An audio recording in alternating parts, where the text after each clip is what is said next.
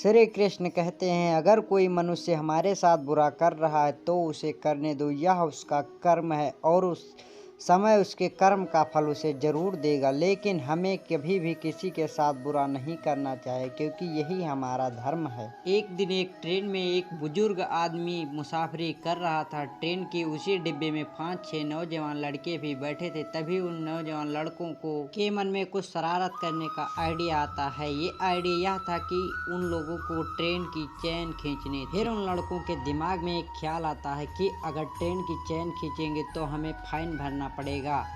उनमें से एक लड़का बोलता है कि कोई बात नहीं, हम फाइन भर देंगे। सभी लोग 100-100, 150-150 रुपए इकट्ठा कर लो, जितना फाइन लगेगा हम भर देंगे। सभी ने पैसे इकट्ठे कर लिए। पूरे मिलाकर 900 रुपए इकट्ठे हुए। ट्रेन में सफर कर रहा वो बुजुर्ग ये सब देख रहा था। फिर उन लड़कों के मन में आता है कि क्यों ना हम कुछ ऐसा करें कि हम चैन भी खींच लें और हमें फाइन भी न देना पड़े। उसमें से एक लड़का बोलता है, हाँ मेरे पास एक अच्छा आइडिया है, जिससे हम चैन भी खींच लेंगे और फाइन भी ना भरना पड़ेगा।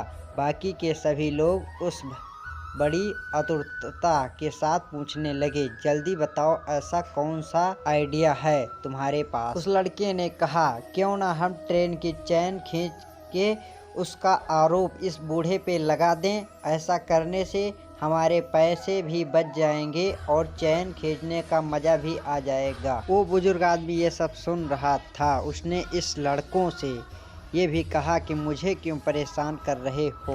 लेकिन ये सभी लड़के बोल रहे थे कि हम तो परेशान करेंगे। इतने में एक लड़के ने चैन खींच दी। वो बुजुर्ग आदमी सोच रहा था कि अब तो कुछ हो ही नहीं सकता। वो चुपचाप बैठ गया। कुछ देर में ट्रेन के अधिकारी आए और उन्होंने पूछा कि ये ट्रेन की चैन किसने खींची। उन सभी लड़कों ने कहा कि इस बूढ़े आदमी ने चैन खींची।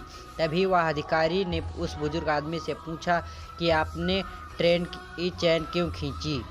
तभी बुजुर्ग ने अधिकारी से कहा, इन लड़कों ने मेरे 900 रुपये छीन कर अपनी जेब में रख लिए हैं, तो मैंने परेशान होकर ट्रेन की चैन खींच दी। उस अधिकारी ने तुरंत लड़कों के जेब चेक की और उन्हें 900 रुपये मिले, जो कि इस लड़कों ने इकट्ठे किए थे। उन्होंने वो 900 रुपये इस बुजुर्ग को दे दिए और उन सभी को आगे की कार्यवाही करने के लिए पुलिस स्टेशन में बुलाया।